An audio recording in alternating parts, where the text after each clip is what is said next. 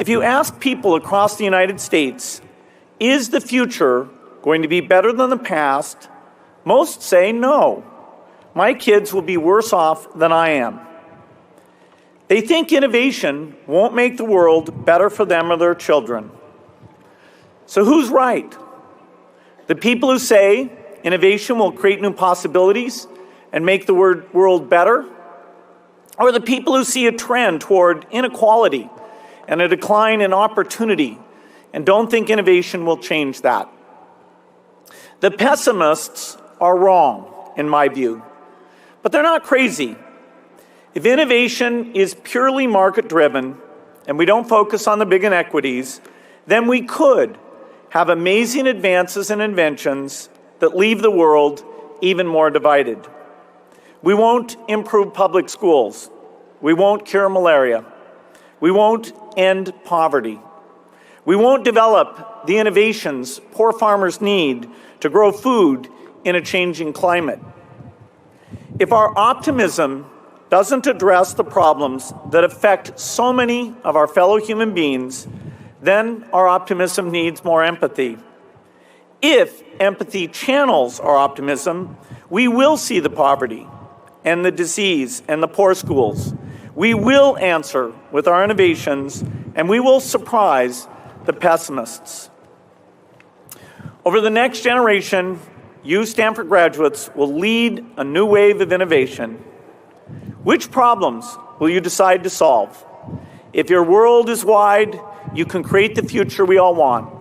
If your world is narrow, you may create the future the pessimists fear. I started learning in Soweto that if we're going to make our optimism matter to everyone and empower people everywhere, we have to see the lives of those most in need. If we have optimism without empathy, then it doesn't matter how much we master the secrets of science. We're not really solving problems, we're just working on puzzles. I think most of you have a broader worldview than I had at your age. You can do better at this than I did. If you put your hearts and minds to it, you can surprise the pessimists. We're eager to see it. The key point there is you've got to enjoy what you do every day. And for me, that's working with very smart people. It's working on new problems. You know, every time we think, hey, we've had a little bit of success, we're pretty careful not to dwell on it too much because the bar gets raised. One habit that I developed when I was at college that was actually a very bad habit, which was I like to show people that I didn't do any work and that I didn't go to classes and I didn't care. And then at the very last minute, like 2 days before the test, I'd get serious about it. And people thought that was funny. You know, that was my positioning, the guy who did nothing until the last minute. Then when I went into business, that was a really bad habit. And it took me a couple of years to get over that. Nobody praised me because I would do things at the last minute, and I tried to reverse to students I'd actually I didn't think that highly of, who were always organized and had things done on time. I'm still working on it, but procrastination is not a good habit. So you are here with your daughter, who is 21, right? And you were 21 when you became a billionaire. Is that right? Almost, yeah. All right, so around that age. You were like the youngest person to become a billionaire. Is that right? Yeah, in terms of my own, earning it on my own, yeah. Right. Okay, so, well, it's just the most important thing, yeah. So, did you, when you were a kid, did you care about money, or you just cared about technology and it just happened? Mostly I loved software. I do remember at the private school I went to, there were other kids whose families were better off, like they had a Porsche or something, but it wasn't that big of a deal. My thing was that I just loved doing software, I loved hiring people, and I was stunned when it ended up being so valuable. Really? Yeah. It surprised you? Yeah, because I always had to be careful that we wouldn't hire too many people. I was always worried because people who worked for me were older than me and they had kids, and I always thought, well, what if we don't get paid? Will I be able to meet the payroll? So I was always very conservative about the finances. And then when we did go public, what was I, 30 by then I I was kind of stunned at what it multiplied out to. I talked to my dad, I talked to Warren, I talked to my wife Melinda. So I have enough people that know me and actually know where my judgment isn't its strongest, where I might get overexcited about something or, forget to think about something. And so they're good at correcting, particularly Melinda, good at correcting whatever those blind spots are. And I think it's good to encourage your friends and advisors to really give them that license. I can go to a party and forget to say hello to various people or something. That's a very minor example of my blind spots. Not to the hostess. Well, Melinda would help me do that. Yeah, she would, So, a small number of people that you can turn to on certain key things is a great asset. Yeah, if you want to have impact, usually delegation's important. Although, individual contributors in terms of inventing a drug or a new approach to things, that's phenomenal. So when Microsoft first got started, I wrote most of the code, and everybody else's code I read and kind of rewrote. And that got us up to 10 people. And then I had to say to myself, okay, we're going to ship code that I didn't edit. And that was hard for me. But I kind of got over that. Then I still said, okay, I'm going to interview everyone, and I'm going to at least look at samples of their code. Well, that got us up to about 40 people. And that was at a point where I had sold way more software than we could write because everybody was so impressed. And I thought, well, I need to collect enough money to keep hiring all these people. But the demand was so high that we were actually falling behind. That's when I hired Steve, and Steve figured out how to control what promises I made to people, and B, how to hire lots of people and really good people and create organizations and teams. So I delegated to Steve that, and he was constantly saying to me, okay, we're going to hire programmers that you've never met. And I'd say, no, we're not. And then he would show me numerically that the constraint wasn't going to work. Then I said, okay, then I would, know all the managers of the people. And so over time, and of course, I could say the quality per person was falling monotonically,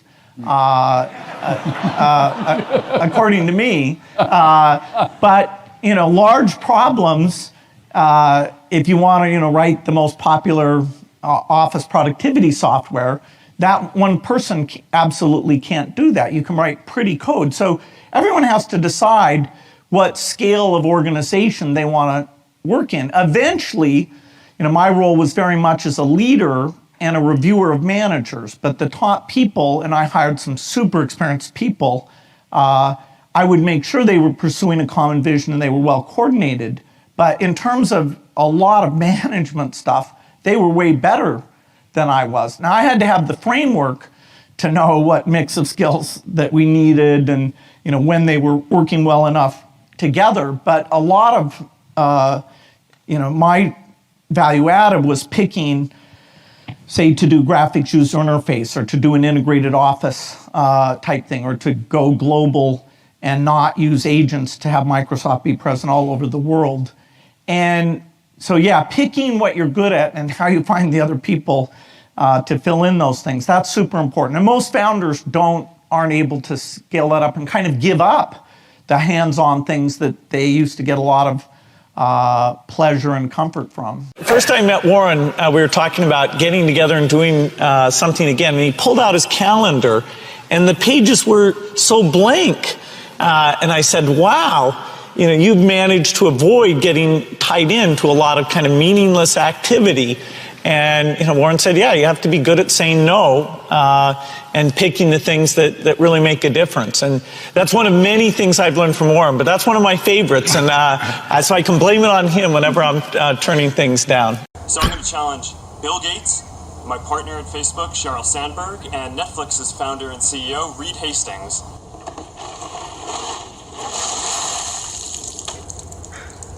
I'm glad to give to ALS. It's a great cause, but I want to accept this challenge. I want to do it better than it's been done. Been working on this, got this design. There we go. Yeah. It's going to be great.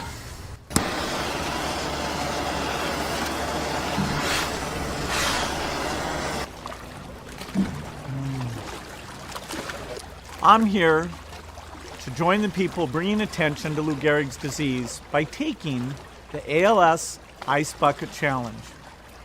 I'm going to challenge 3 more people: Elon Musk, Ryan Seacrest, and Chris Anderson of TED. Consider yourself challenged. You have 24 hours. Good luck.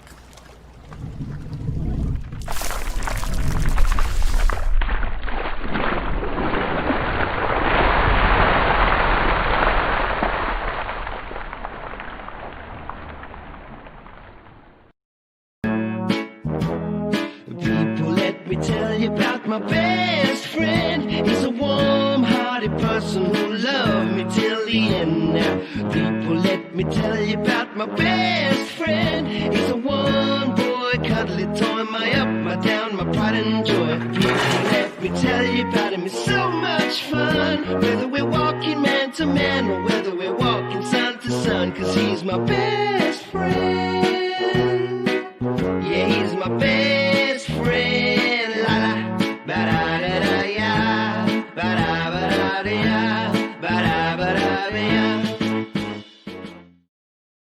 Is it true that you can leap over a chair from a standing position? It depends on the size of the chair. I'll cheat a little bit. Yes!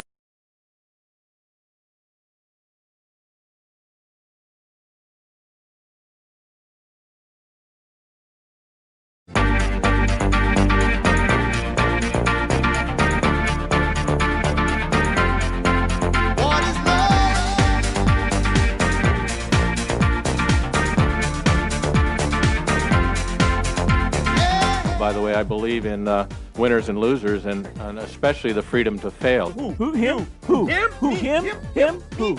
Me? I don't know why you're not there.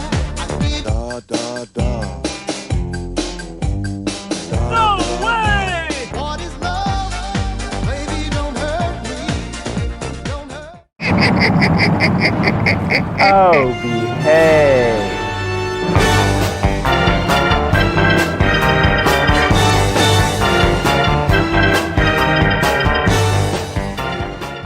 Well, this is a real passion for me, so I'll give a succinct answer. People, I think, don't have a full awareness how 4 billion of the 6 billion people on this planet don't have basic health needs met. The death rate of infants, the epidemic infectious diseases that are just a way of life in most of the world don't exist in the developed world. And yet the research isn't going on for the medicines that would get rid of these diseases. Even diseases like tuberculosis, where for a few $100s lives can be saved, that's not being done. Vaccines aren't being moved from the rich world to the poor world. AIDS is the most extreme, where the prevention measures that could prevent this from becoming a huge epidemic in countries like India, Nigeria, and many countries where it's not in huge percentages hasn't today. Reached the proportions of Africa. The right things, I think, are not being prioritized.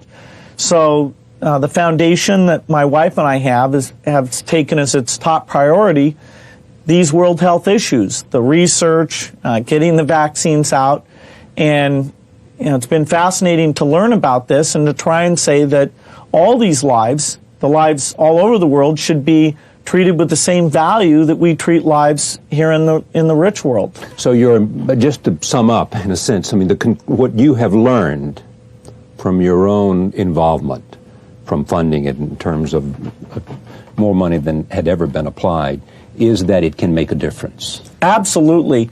Millions of lives can be and should be saved through these efforts. And we can make a difference, and we can encourage others to get involved. That was my last question. Is that happening as you fund these efforts? Is it becoming a kind of wedge that other governments and other foundations and other sources are following suit or matching?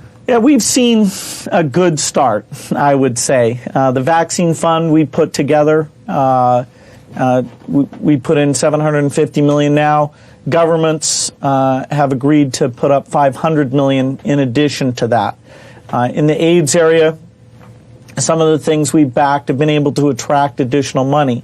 Having said that, this is a cause that somehow deserves more visibility, because when you talk to people about this and they hear about malaria or AIDS, they really do care and they think their government's doing more.